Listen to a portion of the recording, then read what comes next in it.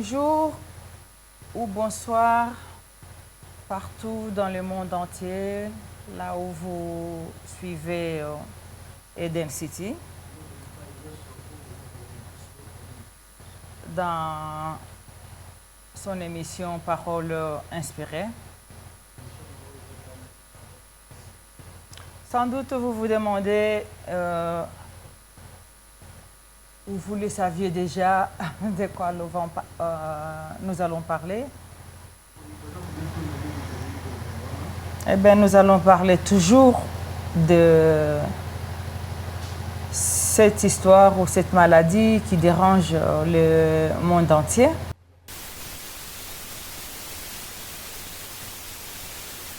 Qu'est-ce qu'on peut faire de plus à part parler de ça et prier?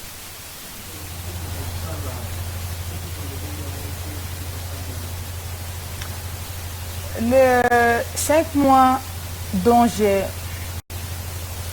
j'espère que vous allez comprendre que je vais marteler plus les 5 mois de cette vie que nous sommes en train de traverser.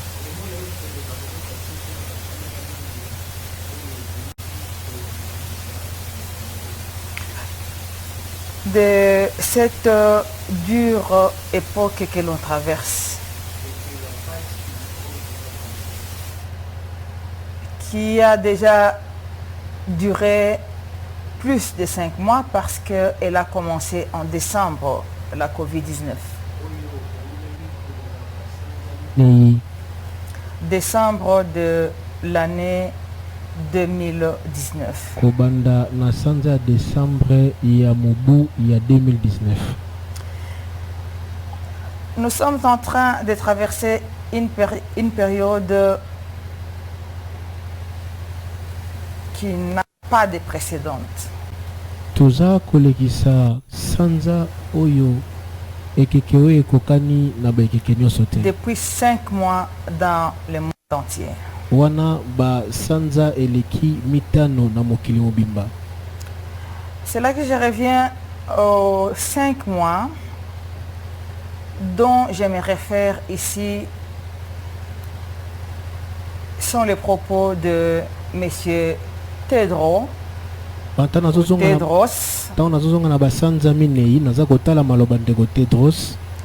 Adhanom, responsable de l'OMS. Adhanom mokonzi ya OMS. À sa conférence de presse du 27 avril, nalikindo na ye o asangisaki ba lobeli na 27 avril concernant l'épidémie en question.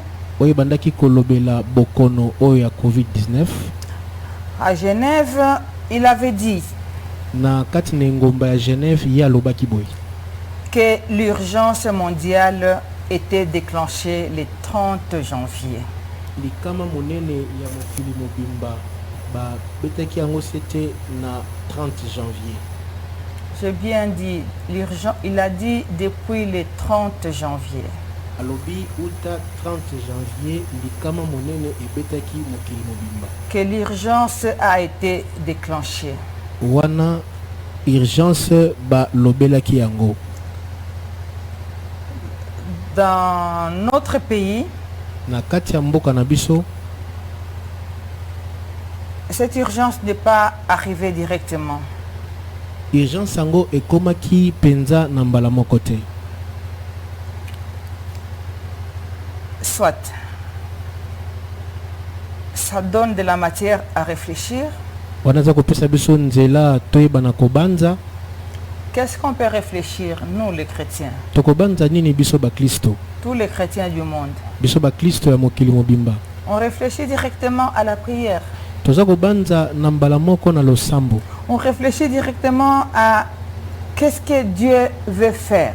Tozo banda na mbala moko nini yoyo Nzambe alingi asala de son monde. Na mokili na ye. On prie. Ososoli. Au nom de Jésus. Na kombo na Yesu. On a déjà fait toutes les prières. Tosali balosambo nyonso. Et nous continuons. Pena boy toza kokoba. jusqu'à tikino ce qu'on va mettre Covid-19 au sol. oyo tokokitisa motu ya covid-19 na mabele. Et surtout, j'insiste, nabetisi ete mingi koloba ici chez nous, awa epa na biso dans la RDC, na engumba ya RDC Congo-Kinshasa. ya Congo Kinshasa. La prière est très très primordiale. losambo nde totie yango na nzela ya liboso. L'idée du directeur général likanisi ya mokambi ya yambo de l'OMS, bien sûr, oyo azokamba OMS, Tedros, son idée concernant cette maladie likanisi na ye ya ndeko azokamba OMS Tedros kotala bokono oyo était que la maladie se propage vers les pays, vers les pays dont systématiquement qui n'ont pas des infrastructures de santé. ezalaki ete bokono oyo epanzana na bamboka oyo bazali penza na bisalelo ya makasi te ya kosunga nango bato na bango. Très chers frères et sœurs bandeko basi pe mibali en Christ, na kati na nkolo, Congolais, bakongolais, Quinois, bakinois, Lubumbashi, bandeko ya Lubumbashi, Bukavu, bandeko ya Bukavu, Kasai, toutes les villes de la baengumba RDC. nyonso ya RDC. Vous devriez comprendre esengeli bososola que cette maladie bokono oyo était très faible à cette époque-là, ezalaki penza makasi te na ntango wana en décembre, na mobu ya décembre lorsqu'on l'avait découvert. ntango oyo bamonaki yango. Très chers frères et sœurs, ndeko mobali pe mwasi, ne pensez pas à aucun moment et que Dieu, ne pensez pas kokanisa te ata na ntango moko ete nzambe que Dieu ne reçoit pas nos prières. nzambe azoyoka losambo na biso te. L'Éternel Dieu Tout-Puissant reçoit nos prières, je peux même dire à 1000%. kolo aleki na nguya nyonso azoyamba balosambo na biso na mobimba na yango. Ni t'était cela, soki ezalaki bongo te ça aurait été le contraire. elingaki ezala likama. Amen. Amen.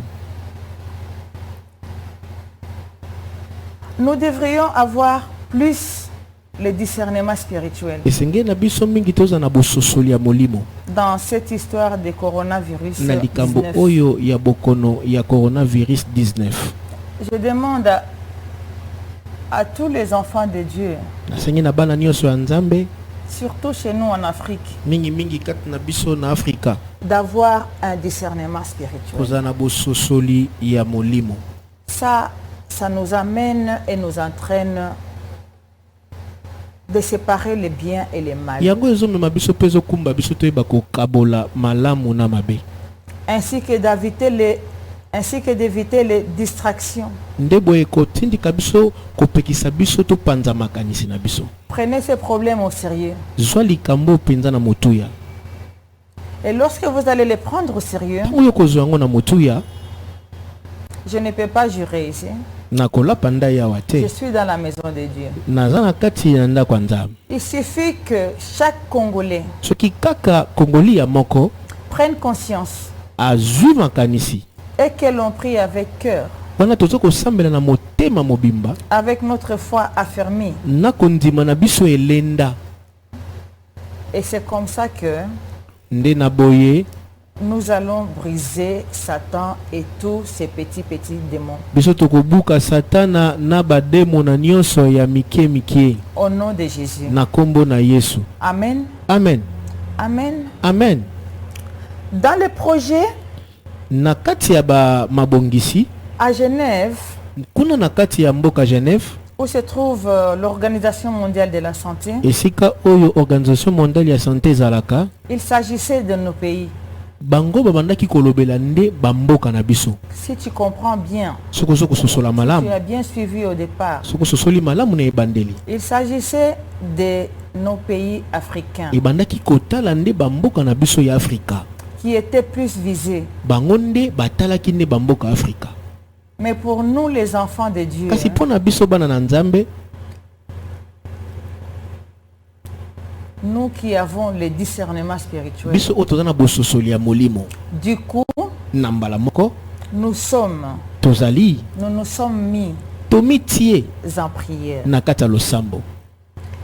Et sûr et certain Nde na boye que cela n'était pas un projet de Dieu. yango ezalaki miango ya Nzambe te. Quand tu attends parler, soki ofandi ozokoyoka koloba, je répète encore son nom, Monsieur Tedros, na bandeli kombo na ye Monsieur Tedros,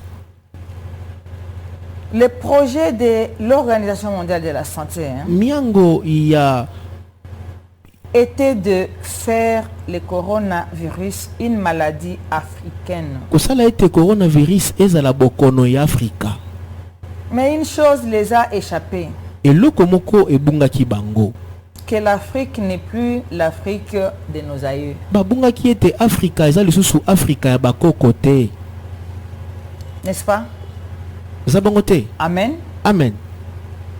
À nos jours, les Africains font précéder Dieu dans tout ce qu'ils font. Na mikolo ya lelo bato na Afrika bango batiaka Nzambe liboso ya nyonso o bango baza kosala. Et Dieu nous guide. Nde na boye Nzambe azokamba biso. Parce que Dieu, c'est l'amour. Po ete Nzambe aza bolingo. Amen. Amen. Avant toutes choses, Yambo likambo nyonso. je n'ai pas les statistiques exactes ici. Nazali penza na mutuya nyonso awa te. L'Africain met Dieu à l'avance Moto na Afrika atiaka Nzambe liboso pour tout ce qu'il veut faire. na makambo nyonso alingi kosala. L'homme ou la femme africaine Mobali to mwasi ya Afrika a un discernement spirituel très élevé maintenant. aza na bososoli ya molimo oyo eleki likolo À notre époque. na kati ya ekeke na biso. Et ça s'est croisé avec le coronavirus.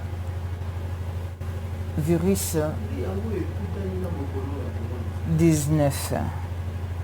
Le projet de Dieu a été toujours de mettre l'homme avec un grand H, Mabongisi ya Nzambe ezalaka acha mutu azala moto monene que nous sommes égaux oyo biso tozala ya kokokana dans cette vie, na kati ya bomoi de tous les jours. na mikolo nyonso Nous sommes égaux, toza ya kokokana. ni plus ni moins. Oyo aleki aza te oyo akiti mpe aza te te. Blanc, Pembe, noir, moyindo, jaune, rouge. utane. La seule race, c'est la race humaine. Loposo moko ezali ka loposo ya moto. La preuve est que le monde entier se tourne vers Dieu. Ndakisa ete ezali ke mokili mobimba ebaluki miso na bango epai ya Nzambe. Ça veut dire que nous sommes l'enfant d'un même père, Elingi koloba ete tozali mwana bana ya tata moko. éternel tout-puissant. Kolo oyo aleki na nguya nyonso. Amen. Amen. En cette période, Na kati ekeke oyo cela montre que nous sommes tous les enfants de Dieu. yango eza kolakisa ete biso nyonso tozali bana na Nzambe. Même les gens qui ne croyaient pas en Dieu avant, Ata bato bande kondimela Nzambe ya mbote ils croient. siko bazondima. Le Covid-19 a aidé aussi les gens à croire maintenant. Coronavirus oyo esungi mpe bato bayeba kondimela Nzambe. Parce qu'il y a beaucoup de gens qui rentrent à l'hôpital Pote bato ebele baza kozonga na hôpital avec les mêmes symptômes, bazozonga kaka na bokono moko wana même diagnostic. na maloba moko ya munganga. Ce n'est pas tout le monde qui sont morts, on peut dire, qui Et sont ça n'a- décédés. Bato nyonso te nde bakufi. Il y a beaucoup qui sont sortis. Eza na bayike o babimi. Nous avons prié ici dernièrement que nous voulons voir le nombre guéris. Tosambelaki awa na cité de Den tolingi tomona motuya ya bato baza kobika e Nous mata. avons prié pour l'équipe médicale Tosambelaki pona bandeko oyo baza kosunga baminganga. de se vanter plus au nombre des gens guéris. bango babeta tolo mingi koleka na bato baza kobika. Et cette semaine, Nde na poso oyo vous avez vu vous-même, bino bomoni na miso il y a beaucoup de déclarations positives. babandi sikoyo kotatola na etandoi ke bato bakobika. Prenons ce côté-là positif Tozwa na eteni oyo ya malamu et ça va nous donner la force encore de prier. ekopesa biso lisusu piko ya kosambela. Amen. Amen. Je vais dire juste une petite histoire. nalingi nabeta lisolo moke Il y a de cela 2 semaines, eza na baposo mibale eleki j'ai suivi une dame qui était infirmière en chef dans un service d'un hôpital belge. na bandaki kolanda mwasi moko azalaki mokonzi ya baminganga na hôpital moko ya Belge. Dans ses propos avec les journalistes, Na maloba na ye na bapandi sango le journaliste lui a demandé comment ça se passait ces jours-ci à l'hôpital, comment il se sentait aussi. bapandi sango batuni ye boni ye koleka na hôpital ope ye oza koyoka ndenge nini mpo ozomona ndenge nini. La jeune dame m'a dit tout simplement que je ne peux pas dire que c'est un fardeau. ndeko mwasi alobaki kaka ete akoki koloba ete eza mokumba Et je ne savais pas et je ne m'y entendais pas un jour que je pouvais faire face à ces cas à ayebaki l'hôpital. te mpe abandaki mpe kozala te mokolo moko ye akutana na makambo ya boye na hôpital. Mais j'ai rencontré ce que je n'avais jamais vu, nakutani na oyo nanu natikala koyoka mpe komona te ni dans ma vie, na bomoi na ngai ni dans mes études d'infirmière. na kelasi mpe na tanga yango mpe te. Mais il m'était demandé nde boye amitunaki d'aller travailler. etindikaki akende kosala. Quand il est arrivé au travail, ntango akomi kuna na kati ya mosala bien, il s'habille, toutes les combinaisons de la tête aux pieds, alati elamba na ye amizipi malamu kobanda mokuti na bien makolo protégé. amibateli malamu Mais il avait peur. kasi abandaki nde kobanga. Vous avez vu une infirmière qui a peur. bomona deja munga azobanga Mais c'est arrivé chez beaucoup dans l'équipe médicale. ekomaki ebele na kati ya lisanga ya minganga. Ce qui m'a intéressé, c'est quoi? oyo etimbaki ezalaki nini? Elle a dit, avant d'entrer dans la chambre du patient, alobaki yambo nakota na suku ya moto azobela j'ai fait pour la première fois que je suis née. nga nasali mpona yambo uta na J'ai botama 47 ans. nazali na 47 ans J'ai fait la croix, les signes de croix, nasali elembo nekulusu avant d'entrer dans cette chambre. yambo nakota na suku wana. Vous imaginez qu'il y a des gens dépassés 40 ans qui n'ont jamais prié, bozomona mpe bozobanza eza na bato oyo alekisi 40 ans jamais atikala connu Dieu, kosambela te mpe koyeba nzambe ni d'Adam ni d'Ève. na ebandeli mpe na suka mpe te. Ce jour-là, elle a commencé mokolo wana nde abandi kosala elembo nekulusu devant la chambre de cette patient. liboso ya suku ya ndeko azobela. Vous vous imaginez bozobanza yango combien plus que Dieu est fort. boni nzambe aza makasi. Vous vous imaginez bozobanza combien plus que boni Dieu dépasse l'intelligence de tous les savants. nzambe aleki mayele ya bato nyonso ya mayele. Les scientifiques commencent à penser à Dieu. bato ya mayele bakomi kokanisa nzambe. Je dirais par contre que c'est une bonne chose. nalingi koloba na boyeke ezali likambo ya malamu. Ça veut dire que cette maladie elingi koloba ete bokono oyo ne va pas seulement laisser les traces de mort. ekotika kaka bilembo na kufa te. Elle va laisser aussi les traces de l'élévation ekotika mpe elembo na bomati spirituelle bomati na molimo en Dieu. ya nzambe. Il va laisser les traces d'amour ekotika bilembo na bolingo entre na kati les enfants de Dieu. ya bana na nzambe. Il va laisser les ouvertures akotika bifungoli et les signes d'amour mpe bilembo na bolingo entre les hommes. na kati na bato. Amen. Amen. Amen. Amen. Ça, c'était ma petite histoire qui m'avait quand même fait plaisir. wana ezalaki lisolo na ngai ya moke oyo esepelisaki ngai en tant que femme de Dieu. lokola mwasi mosakoli ya nzambe. Amen. Amen.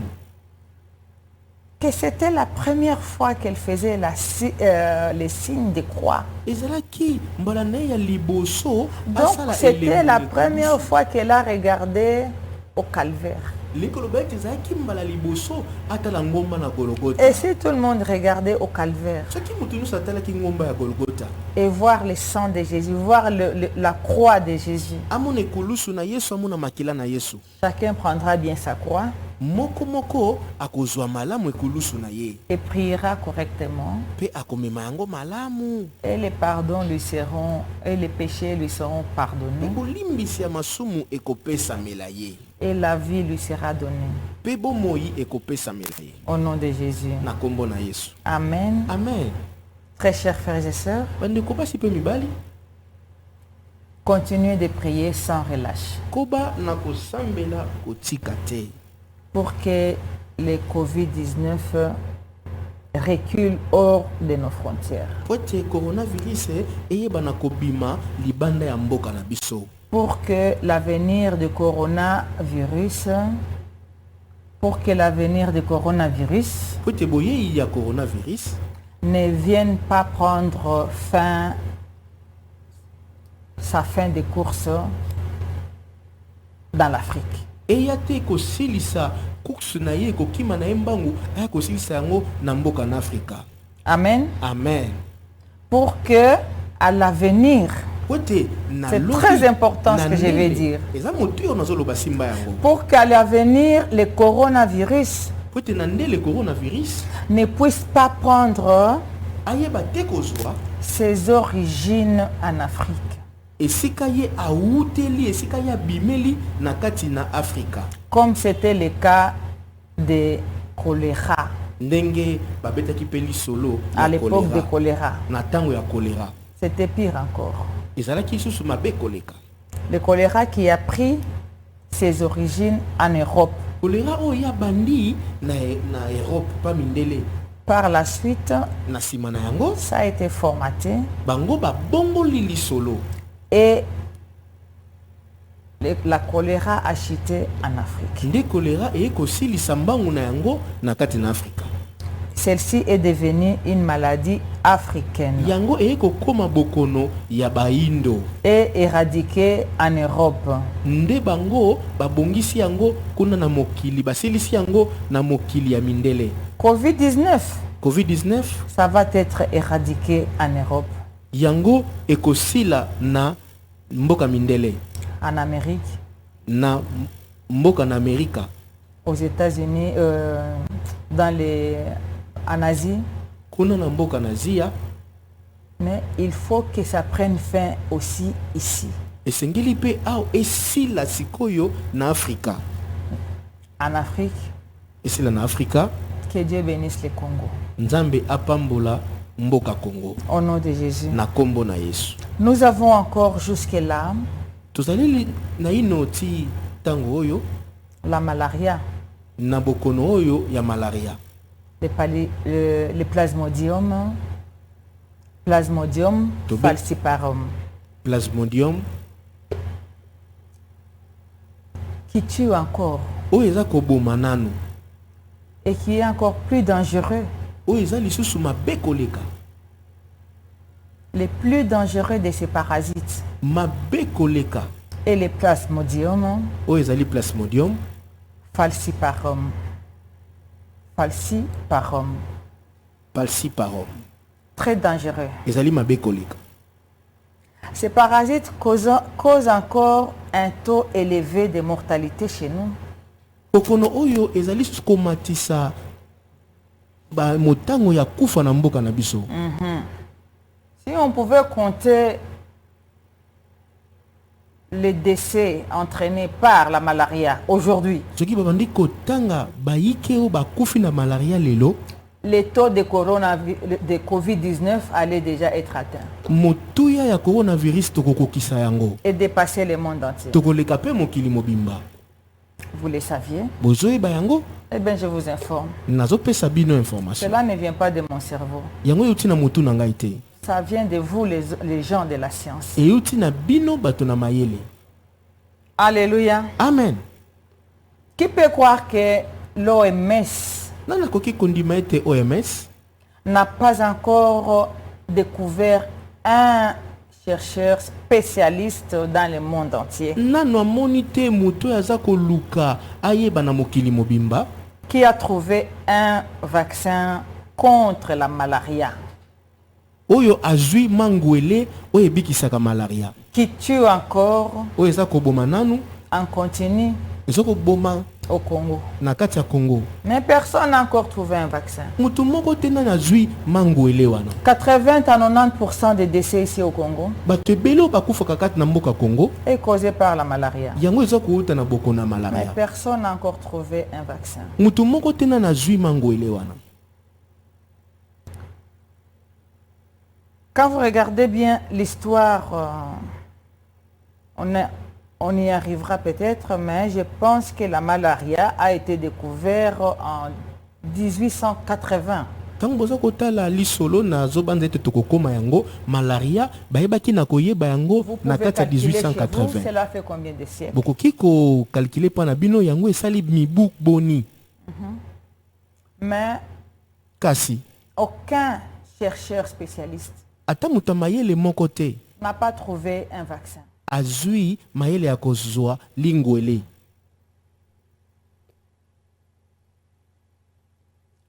Ça fait pleurer toute l'Afrique. Yango eza kolelisa Afrika mobimba. On doit continuer de prier. Esengeli tokoba kosambela. Point, point, point. Toche litono, litono, litono, esengeli tokoba. Près de la moitié de la population Yango eza kozwa pena kati kati na batu du monde ya mokili. est exposée au paludisme, Bango bamitiami liboso ya malaria. ce qui représente près de 3 milliards.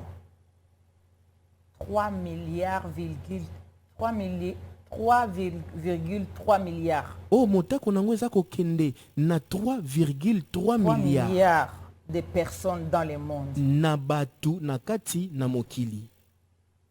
qui sont exposées à la malaria. Oh bango Ils sont dans une zone tropicale. pote bazali na kati ya zone tropicale. Tropicale ou dans une zone tempérée Bango bazali na kati ya mokili na Afrika, comme l'Asie, lokola Asia, l'Amérique du Nord, lokola Amérique du Nord, l'Amérique latine, l'Amérique latine, l'Amérique du Sud, Moyen-Orient, Moyen-Orient, dans l'Afrique ici. na kati ya Afrique awa. Cela fait plus ou moins 40% Yango ezozwa penza motako ebele de la population dans le monde. na kati ya bato na kati ya mokili. 40% de la population dans le monde. 40% ya bato na kati ya mokili. Je n'ai pas les statistiques de Covid-19 ici parce que je n'aime pas cette maladie. Nayebi motuya te motako ya bato ya COVID-19 pona linga bokono wana te. Parce que nous avons déjà bien la malaria ici. Pote tozalaka na ino deja na malaria awa. Nous prions tous les jours. Tosambelaka mikolo nyonso. Donc cette Covid-19 là, Ye COVID-19 oyo elle est venue tomber dans nos prières. ya ye kokwea nde likolo balosambo tosalaka. Et vous-même, vous connaissez quand l'Africain prie. Bino moko boyebi tango moto na Afrika sambelaka. C'est le feu qui descend. Esalaka moto nde kitaka. Ce feu qui descend, c'est le feu ardent de Dieu. Moto wane kitaka ezali moto etumbaka ya Nzambe. Qui brûle Oyo etumbaka. Covid-19. Oyo ezotumba COVID-19. Au nom de Jésus. Na kombo na Yesu. Qu'il soit encore brûlé encore et encore. Ye COVID-19 azika pe azika lisusu koleka.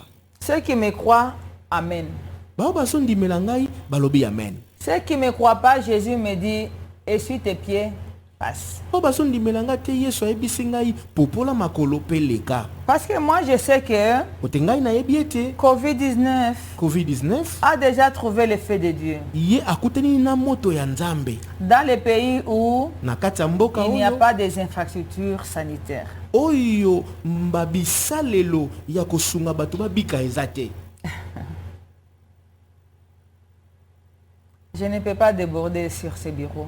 nakoki koloba mingi te na kati ya biro na ngai. Je n'ai jamais vu un seul étranger qui vient au Congo avec des sanitaires solitaires. Non, namona te mupaya moko aye na mboka Congo aye na bisalelo oyo ekosunga bato babika. Non. Namona te. Les hôpitaux qui sont ici, Hôpital oyo ezali awa. il y en a beaucoup qui sont construits par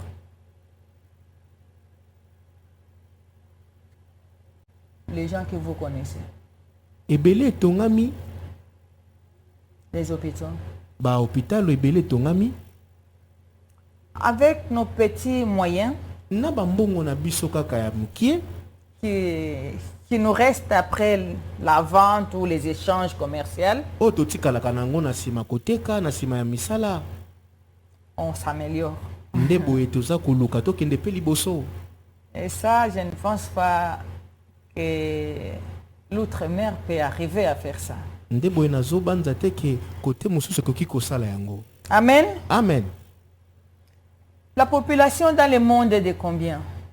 Mokili mobimba baza na motako boni. Wikipédia m'a dit qu'il y a 7 milliards. 7,500 milliards. Na luki bayebisi ngai ete ezali na 7,500 milliards ya bato. Milliards.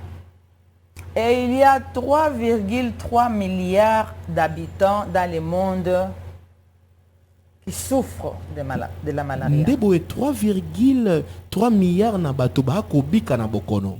Qui souffrent O baza konyokama na bokono. de la malaria. Na bokono ya malaria. Que l'on n'a jamais trouvé les vaccins. O nanu bazwa lingwele te. Tout le monde fait sa cure de malaria et puis il se réveille et puis ça passe. Mutu nyonso malaria ekozwa ye na nsima kozwa ye ameli kisi na ye o bakopesa na munganga pe abiki pe akei. Et puis un moustique revient encore et te pique. Na nsima nango lisusu lobi elandi ngungi ya ye asio lisusu. Ça revient la même chose. Malaria yango azongi lisusu na nzoto na yo. Amen. Amen. Qui a découvert encore la malaria? Nani si azwa Depuis 1880. uta 1880. Elle est chez nous, la malaria. Ezali pa na biso awa bokono wana ya malaria. Bandeko. Bien aimé. Ça veut dire, Elingi mes kolo. frères et sœurs, Balingami. prions pour notre pays. Tosambela po na mboka na biso. Que vous soyez ici, Ozala awa, que vous soyez à l'étranger, oza na mboka bapaya, prie pour ton pays. sambela po na mboka na yo. Car nous n'avons pas une autre nation. Po ete toza lisusu na mboka mosusu te. C'est la seule nation que l'on va léguer chez nos enfants. Kaka mboka moko tokotikela bana na biso. Debout Congolais au nom de Jésus. Telema Congolais na kombo na Yesu. Congolaise, mets-toi debout. Congolais ya mwasi na lobi telema. Tu sais pas te mettre debout, agenouille-toi. Oyebi ko telema te fukama tia mabolongo na se. Prie. Sambela. Tu sais pas prier, Oyebi ko sambela te. prie en langue. Bana ko sambela kota na sika. Prie en langue. Bana ko sambela kota na sika. Là, tu parles directement avec Dieu. C'est ce que la Bible nous dit. Wana oza ko solola na nzambe mbala moko nde Biblia yebisi biso. Kanda ya bara senderi ya bara. Manda bara Yeke shekere. sebra di maeka yando sebre. Je ne suis pas une prophétesse de malheur. Nazali mosakoli ya makambo mabe te. Je ne veux pas que Covid-19 prenne sa fin ici. Nalingi te COVID-19 aya kosukela na Afrika.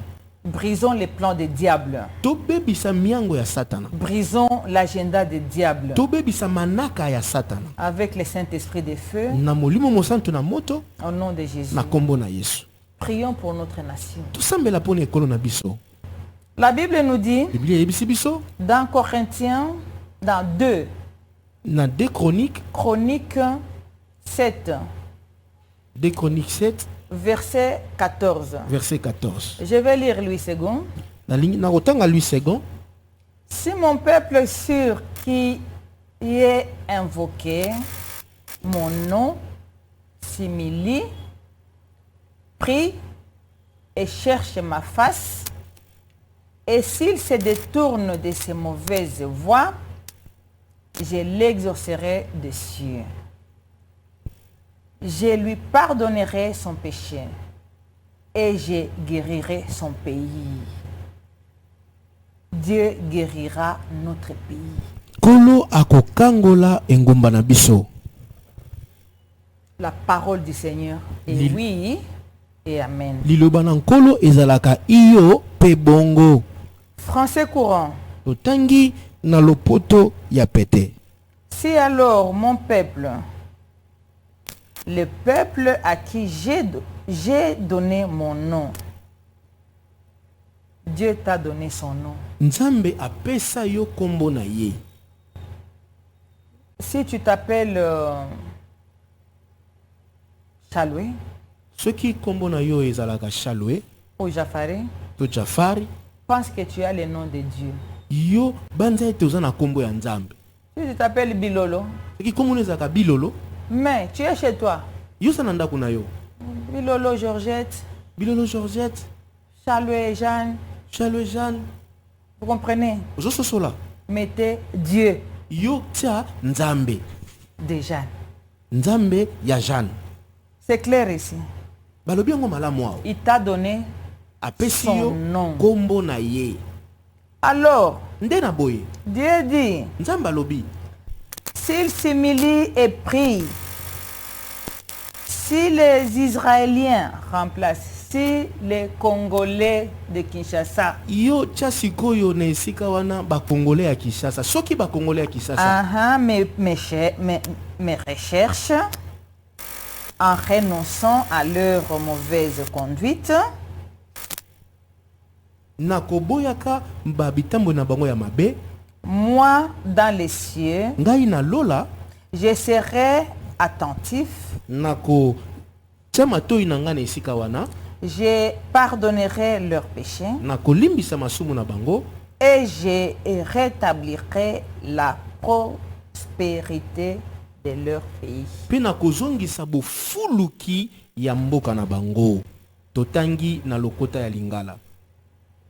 Soki libota oyo ebengami na kombo ya Nzambe bamikitisi basambeli pe baluki elongi na Nzambe pe soki batiki banzela na bango ya mabe nakoyanola bango nakolimbisa masumu na bango pe nakobikisa ekolo na bango.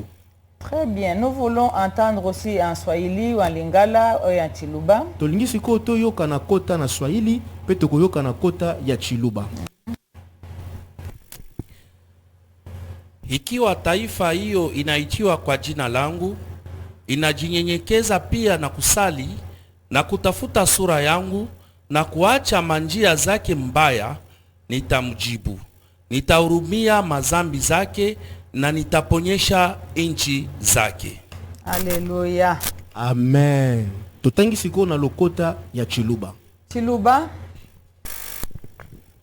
Chota cho chibikijibwa mujina jani mujipwekesha undomba anyukeba chimfwanyi chani echi balekela njila mibi ni banda muna ni bafwalusa bwa mibi yabu ni mpikula musoko wabu. Totangi Kikongo. na lokota ya Kikongo. Ok. Kana libota ya yike bingama na munu ba ukirikodumuna ba usambila ba usosa mbunzo na munu ba ukabanzila yambi munu tayanula bau muta lolula bau muta bikisa bwala na bau. Amen. Amen. Amen. Amen. Pas seulement qui va nous guérir, Takate non, pas seulement akobikisa. qui va nous pardonner, Takate akolimbisa masumu na biso. il va nous guérir Akobikisa et il va augmenter encore pe akobakisa notre koleka. population Akobakisa perdue. bato na kati ya engumba na biso. Vous avez compris. Ososoli Faut vous imaginer. esengi ososoli yango. Au départ, on ne nous avait pas dit qu'il y avait que les vieillards qui étaient censés ou être atteints de cette maladie. yambo bayebisaki biso te ke ezali kaka bampaka nde esengelaki bazwa bokono oyo. Est-ce que Satan va encore nous compliquer? Maintenant, il dit il y a aussi les bébés, il y a aussi les jeunes, il y a aussi les adolescents. Satana akokomplike biso sikoyo abandi koloba babebe mpe bakozwa yango bilenge bakozwa yango. Mais ici, kasi awa Dieu nous dit nzambe azoloba il va tout refaire. ye akobandela nyonso. Il va tout refaire. akobandela nyonso. Amen. Amen. Il va restituer nzambe akozongisa. notre nation. akozongisa ekolo na biso. Il va nous guérir. akobikisa ekolo na biso. Il va nous protéger. akobatela ekolo na biso. Et il va multiplier nde na boye akofulukisa. notre population. akofulukisa bato. Donc, il ne faut pas encore compter que tous les Congos, Yo, les Congolais otala so te bato na kongolia vont mourir. bango bakokufa. Et puis, les étrangers viendront prendre yoka emoniseli les Congos. nde na boye bampaya baya bazwa kongolia. Amen. Amen. Dieu n'a pas dit ça. nzambe alobi boye te. Stopper avec... stopper. telema botelema Stopper. botika Stopper. nalobi tika. Covid-19. Stopper. yo covid-19 telema. On ne va pas t'échanger contre nos minéraux. On ne va pas t'échanger contre nos minéraux. bako bongola yo te na bozwi Minéraux. na biso. Les coltons. Les coltons qui fabriquent les téléphones. bakolton esalaka batelefone na Monde mokili entier. Mais on n'a toujours pas de valeur. Nous Tozaka na avons motu la ya te. valeur. tozaka na motuya te. On ne va pas enlever cette valeur. bakolongola motuya wana te. Tout ça, nyonso wana coltan, eza koltan ya mboka oyo. l'or, palata diamant en verse, diamant na Ce pays. anvers na mboka oyo. point, point, point. litono. La présence du Seigneur est au milieu des siens. bozalisi ya nzambe eza na kati ya baoyo ya ye. Leur assurance, elikya na bango c'est dont leur âme a besoin. oyo milema na bango eza nango bosenga. L'épanouissement dans la guérison. kofulukama na kati ya kobikisama. Affermis ta foi, toi qui m'écoutes. lendisa kondima na yo yo ozoyoka ngai Par la parole de Dieu. na kati ya liloba na nzambe. Cela est suffisamment assez pour toi. yango wana nde ekoki mpo na yo Pour te guérir, mpo na kobikisa yo, te délivrer kokangola yo, et bénir ta nation. mpo na kopambola mpe ekolo na yo. Que Dieu bénisse la République démocratique du Congo au nom puissant de Jésus. tika ete nzambe apambola ekolo kongo na kombo na yesu kristo. Amen. Amen. Amen. Amen.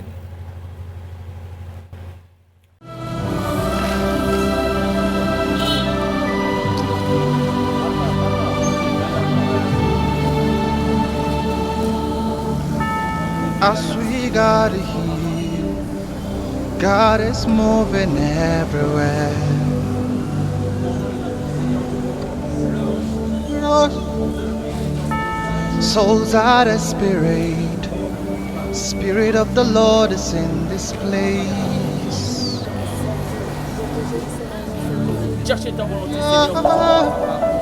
As we gotta heal, God is moving everywhere.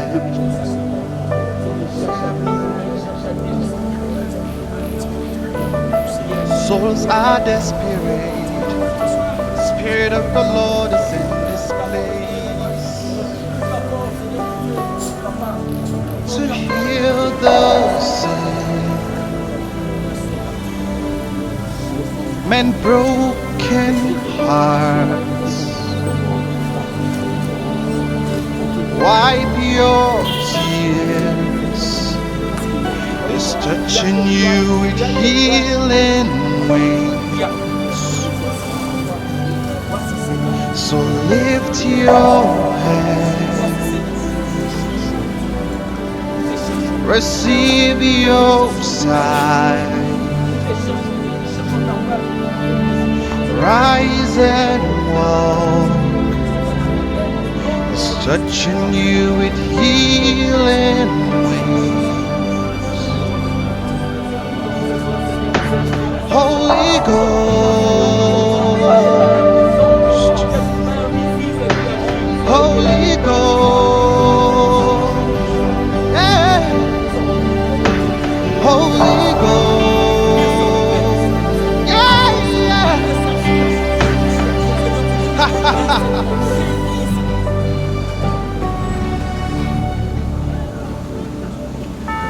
As we gather here, God is moving everywhere.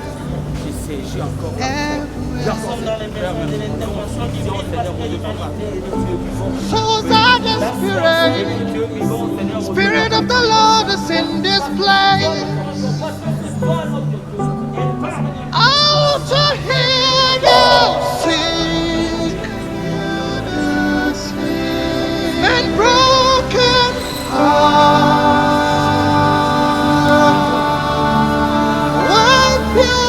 Papa, nous sommes tous conscients de la situation qui traverse le monde entier aujourd'hui par rapport à cette maladie Covid-19. Et notre pays, la RDC Congo, n'est pas épargné.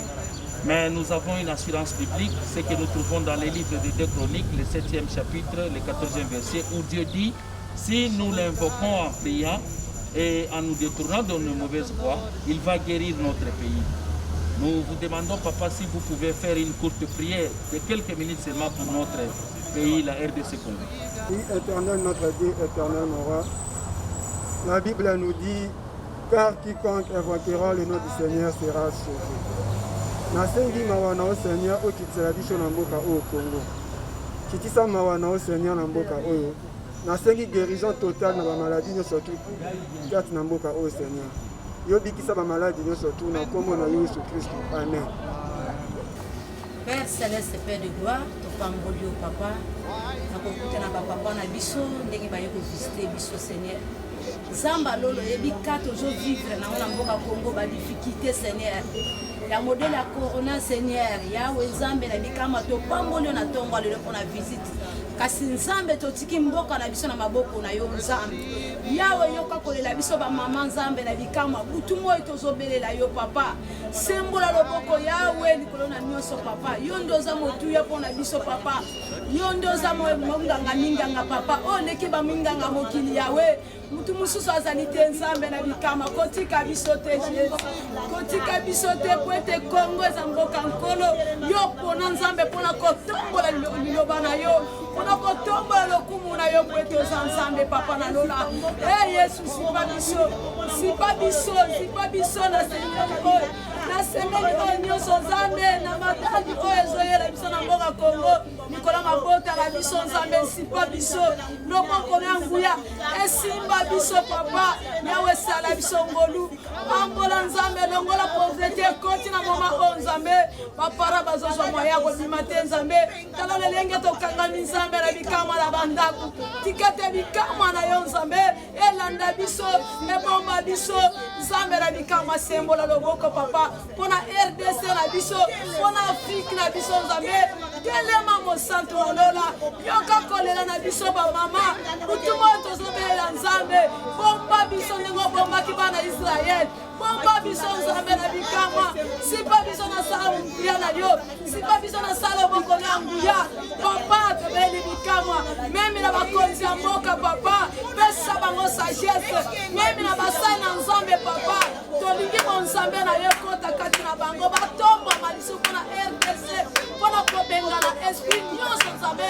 Ba maladi nyonso bakotunga la biso na mboka Congo. Ekende musika na kombo na Yesu. Papa tobeleli yo. Yondo salaka.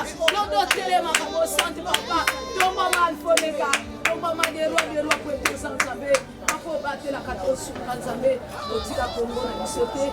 Otika bisote mobate na solo mosunga na solo nzambe papa. Merci.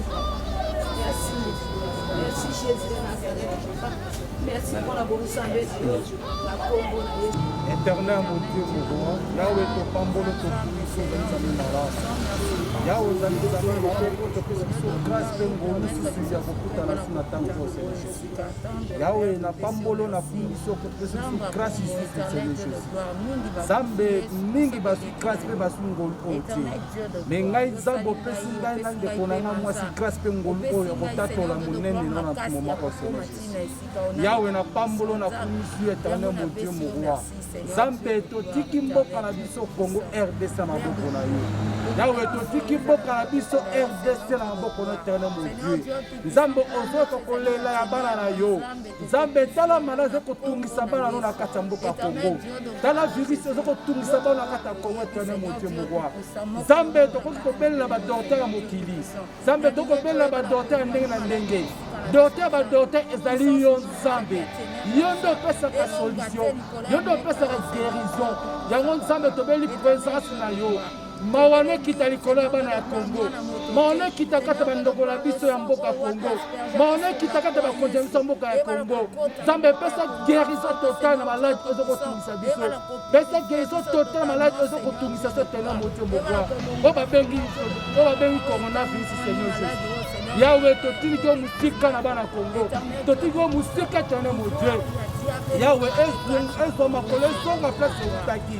Nzambe ezo makolo esonga place utaki. Na kati ya Congo eza na place te. Na kati ya RDC eza na place te. Nzambe ono mobate yo nde mosungi. Nzambe topesa maboko na tono mo Dieu. Kolo sunga Congo. Kolo sunga Congo. Kolo sunga Congo. Kimia no pe na kati ya Congo. Yango topambola tokubisio. Nzambe mokotika la Nzambe. COVID-19 coronavirus oyo na kati ya mboka na biso. Biso ezali te toyeparana mosika po toza na faveur ya Jésus. Jésus présent protéger biso. Epa na biso ekokota te kende mosika na kombo na Yesu Masiya. Po biso tosambelaka ntongo butu moi tokontake pa Jésus. Yasungaka biso azalaka na biso tout le temps. Yango toza koremercier Jésus po azobatela biso. Maladi oyo eke mosika epa na biso kozala epa na biso te. Ekende mosika na mboka na biso te. Coronavirus ekende mosika na kombo na Yesu. Jésus nde mokonzi apamboli biso tokozanga baka ebele te e tokoyeparane yango na kombo na Jésus malade eke mosika na kombo na Jésus topambola mpe na kombo na Jésus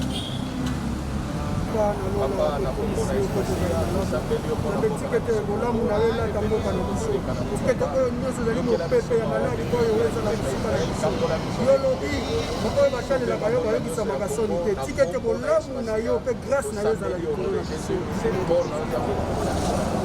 Nzambe abatela biso abatela mpe bafamile na biso pamba te oyo ekomi kati na mboka mobimba oyo ezali koleka toyebi ndenge tokosisa te me na mayele na biso toza na mayele ya kosisa yango te me na oyo ya Nzambe toyebi ke Nzambe akosala mpe akobikisa libota moko na moko kati na Congo kati na mokili mobimba nyonso to ekoleka malamu na kombo na Yesu biso ezaba ya Nzambe te apesa biso alors toza kondimaka ye nde moto aza galama motu donc seke na kombo na Nzambe tobika po deja na ngomba kobota make Yesu Masiya esupanaka mokongoka deja bavirisi nyonso virisi ya liboso ezalaka yango Yesu Kristo akofwa mpona biso kombo na Yesu seke mpe kotolo wi toza atene maladi wana na mboka na biso kombo ya Yesu Masiya maladi wana ezala moko ezala kondima Yesu Kristo abikisa biso boye nde aza chef na biso balemba kosangela te tokote toujours kosangela mabula wana se toujours jeune prière ye nde ayela mettre la place circonstance avec Nzambe tolonga mpe tolonga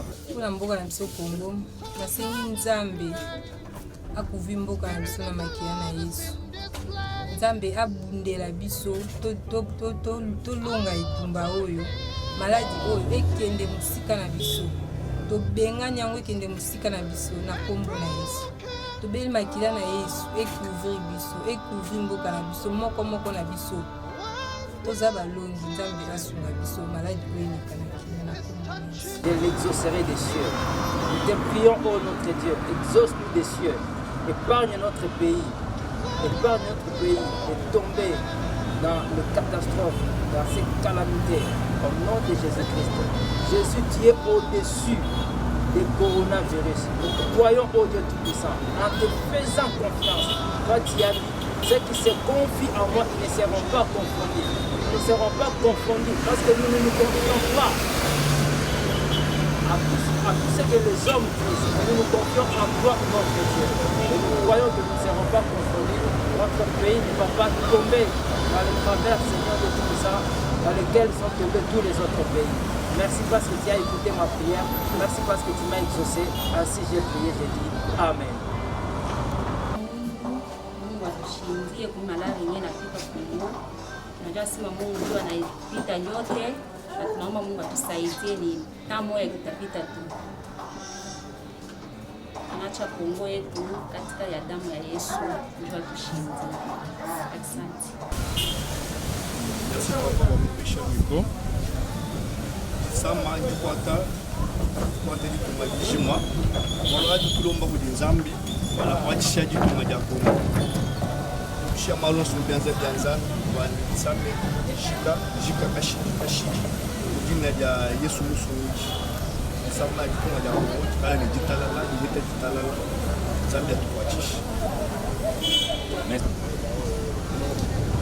Kuna mbuga na msoko kusema kwamba na masomo na Nzambi basi ke soki Nzambi te na malamu kaza bato azomona lokola neti maseki mingi bazokanda lokola ke nga azotambola na mpe moyo aza nango moto apesi yango ya mosusu bandeko na ye bakotinga te mpe moto oza nango eza ya Nzambe tosala na ngele tokosala Nzambe te ifo tosala pene na Nzambe tosa oyo ya komikati na mikanda na ye totiki mboka oyo mabele ya Kongo na maboko na yo oyo eza épargné te parmi na maladie oyo eza na mboka pandémie que nous appelons Corona 19. Et alors nasengi na yo olakisa moto parce que Saint-Esprit na yo ozala mosika te na biso olobi ete chaque chose na mosala nyonso oyo oza nango kangama nango na Nzambe ezala pasi epeli moto na lolenge nini yeba Nzambe ya koyeba kokutela solution zala na biso Nzambe pamba biso mopepe oyo ezwa biso ndire ndako oyo eza na zelu te ezala pena mopepe eleka biso tika te biso parce que na yebi ete eza ekelamu na yo ozali docteur parmi badocteur ozali médecin parmi le médecin ozali oyo aza likolo ya biloko nyonso parce que tu le sais bien. En tout cas, et tu nous as dit tout est possible avec Dieu. Et je les conjure que mon pépé oyo est aussi dans la combo na Yesu. Et aussi dans la combo na Yesu. Pourquoi? Parce que yo kon di matin et l'autre dans la combo na yo moko kazo ya. Merci Yahweh. Kamba biso. Sont notre protecteur aujourd'hui à jamais au nom du Seigneur et du Saint-Esprit que nous avons ainsi prié. Amen. Ebondele na kombo na Yesu. Nzambe nipe ka merci. Akimote sambewa akimanyambe ko yeba mamu kimikolo. Akimutu moko te edi badi onsewa ayake badi akima edi na mutu moko efe badi nguya edi enyambe to bonde na nyambe to de kimia na kombo na Yesu tata Nzambe tungondi vunge Nzambe utufila nkenda kuma mabefu mo masuka munanti Nzambe yetu utuvula betu tutasambile kunge Nzambe ubikiza nti yetu ukatilo malari mo butakuvila kina mukombo Yesu. Amen.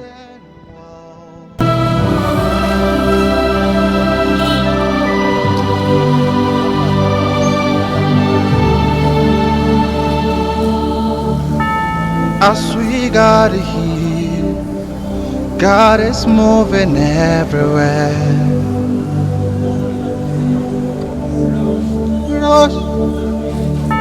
Souls are the spirit, Spirit of the Lord is in this place.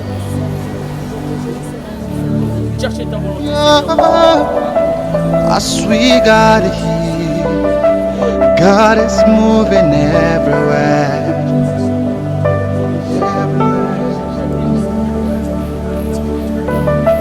Souls are desperate. Spirit of the Lord is in this place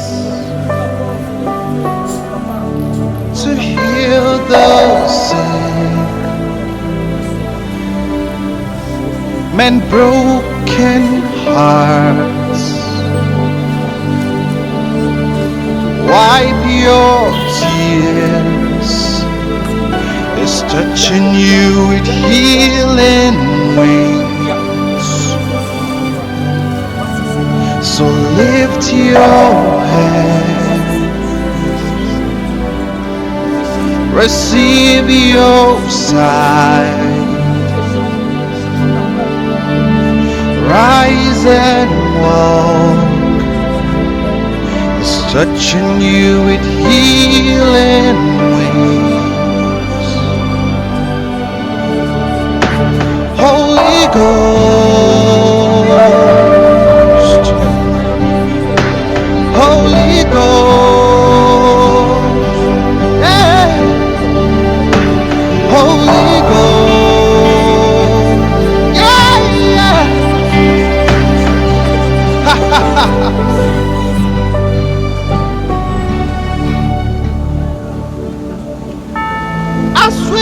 already here.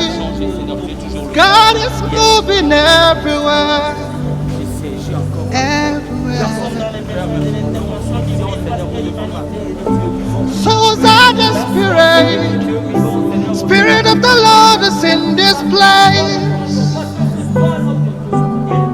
Oh, to heal the sick and broken heart.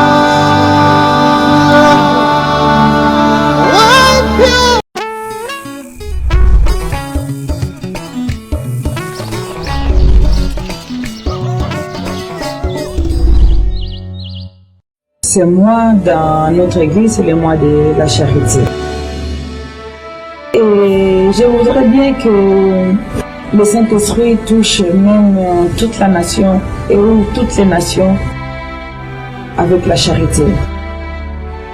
C'est-à-dire avec l'amour. Celui qui n'a pas une chemise, il peut le recevoir chez la personne qui en a deux. Celui qui n'a pas une jupe, il peut recevoir chez la personne qui en a deux. La charité est très large. L'amour même, c'est très large. L'amour ne se chante pas. L'amour, c'est ton intérieur. L'amour, c'est Dieu. Dieu qui est dans toi, que tu dois respecter, qui t'aime et respecter cet amour. Dès lors, tu vas aimer les gens. Ce ne sera plus les ennemis qui vont t'intéresser lorsque tu es rempli d'amour. Lorsque tu es rempli d'amour, c'est toi maintenant qui vas aller vers tes ennemis. Avec quoi? Avec l'arme qui est la parole. Avec la charité, bien sûr.